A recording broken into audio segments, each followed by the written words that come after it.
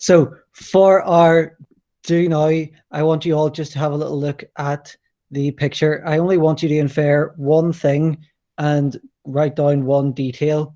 So it's just, how do you think the new government was viewed in Germany just from this picture? So it follows on a little bit from what we did yesterday with Miss Core and what we did last week with Mr. Perkins. So if we have a little look at the picture, just want you to say how you think the government was viewed by the people and why do you think that, just based on this image here. And don't forget about this little bit here as well, where it gives you a translation of the words that have been written. That's all good, guys. So as you can see from this picture, it shows you a soldier being literally stabbed in the back. Now, I don't know if you can see my little mouse arrow, but this person here in red is supposed to represent the Weimar government, stabbing the soldiers in the back and betraying them. A little bit of a description at the bottom as well also gives you that idea of being stabbed in the back. Thank you. So look, one of the things you need to pick up on with this source is that what you've got is the way the man's made to look. He's made to look like a mugger, okay, in the picture. And if you notice, he's stabbing the German people in the back, okay, and he's got his eyes are covered and he's made to look like a thief. And this is the nickname that the German people gave, many German people gave to the Weimar government. They became known as the November criminals. All right, so it's a nickname you'll see come back time and again, is the idea of the November criminals. And it's certainly something that Hitler played on as well, because they signed the armistice in the November, okay, is why that name stuck. And that predates the Treaty of Versailles. So that's one thing you need to know about, okay? Now, what we're going to look at today is the Treaty of Versailles, and it's a big, big part of this stab in the back myth, or this stab in the back theory.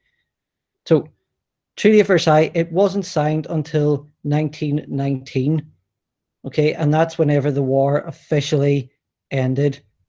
And how it worked was that the Germans thought that they were going to get a peace settlement based on the same type of points and beliefs that the Americans have been talking about. So countries would be allowed to choose what country they belong to.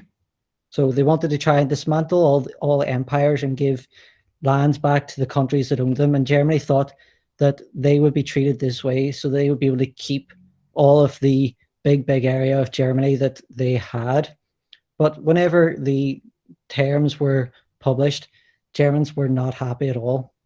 The French, some of the winners of the war, they wanted revenge because France had been absolutely devastated by the war. They wanted to make sure that Germany was never going to be strong enough militarily, financially, economically, politically, never strong enough again to threaten France. Britain, on the other hand, they also wanted to punish Germany, but not to the same extent. So they kind of went a little bit along with what the French were saying. And the Treaty of Versailles imposed lots of these very, very strict terms on Germany. And because the Germans weren't happy about this, they needed someone to blame.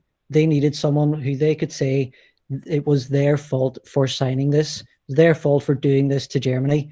And the best person to do that was the person who was in charge, who was the President Ebert and the Weimar government. So as you already know, people have problems with the Weimar government because they have different political ideas. But now there is this treaty that loads of people from all different sides of the political argument can come together and sort of agree on that they were betrayed by this Weimar government, and it becomes this kind of unifying thing that gives everyone something to hate and disagree with together. This is a really, really big thing in terms of getting support.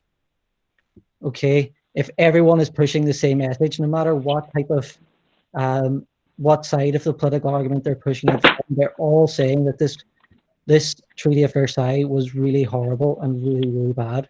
Now, we can sort of break down the four main issues that the German people had with the Treaty of Versailles. And you can see here, if you try and remember land, so L is for land. They're forced to give up so much land.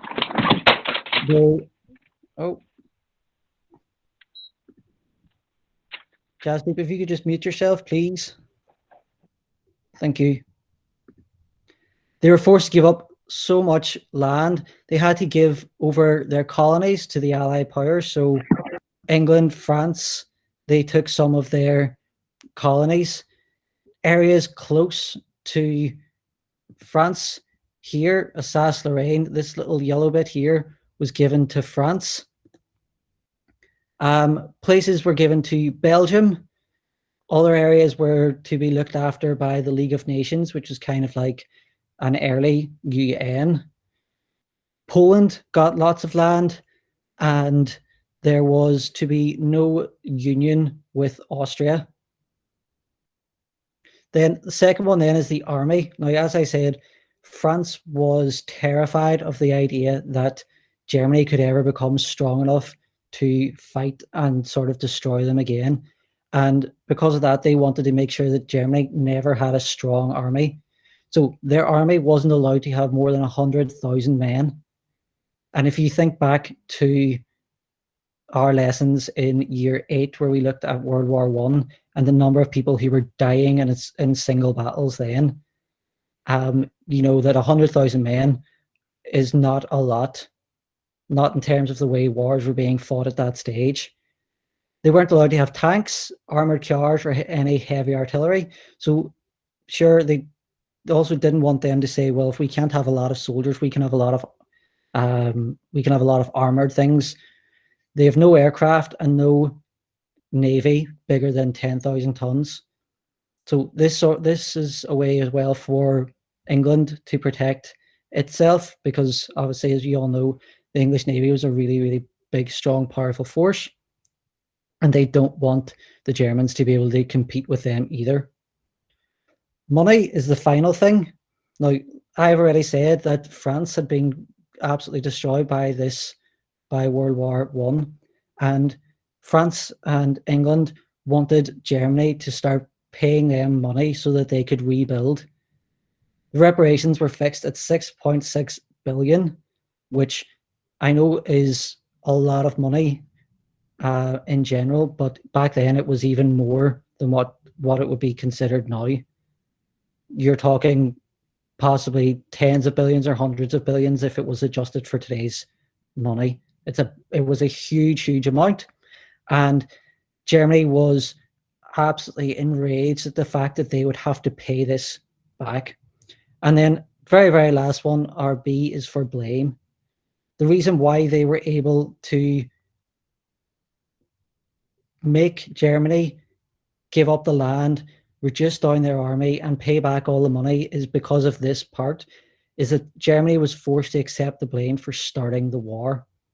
Now, starting the war and accepting the blame, as you all know, is a huge, huge thing to accept.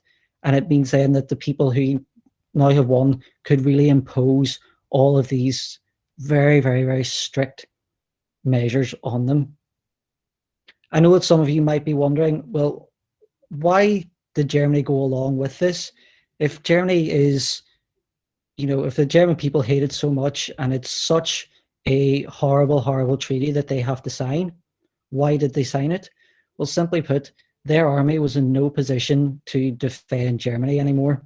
And the Allied powers threatened that they would come in and they would just destroy Germany if they didn't. So the German government at the time thought that they were doing the best thing for their people, ending the war, signing the treaty, and trying to move forward. Unfortunately, the German people were not happy with this. They didn't agree with it, and they really, really, really fought against it, and they thought that they had been stabbed in the back or betrayed.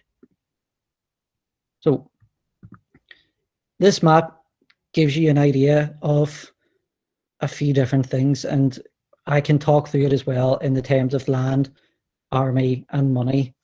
So this brown area here is what Germany was reduced to after the war.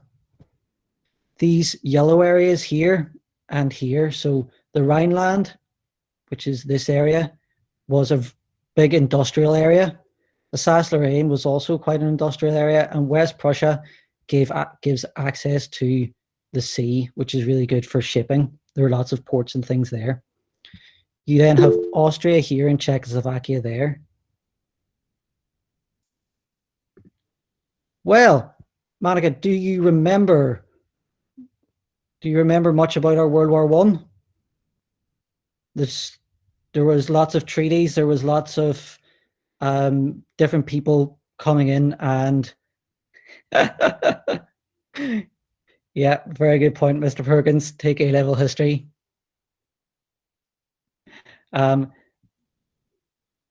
It depends. Yeah, the assassination of the Duke is one of the key points. So, like I was saying, they've lost all of this land here, which is really, really important to them, because industrial zones mean money. Money means you can become more powerful and you can rebuild. Well, they've lost all of that now, and they're trying to rebuild, but they're also trying to pay back all these loans. So losing the land is an extra insult to them, and it makes it harder for them to pay back the loans. Their army, well, they've lost land here and here, which means that it's technically going to be easier for Poland or Czechoslovakia or Austria or France or even Belgium or Holland to attack them, because they are now weaker. Money, again, they've lost all of these areas where they were going to make up lots and lots of money to pay things back, and they rebuild themselves. Yeah, Jasmine, they did. They lost huge amounts of their iron production.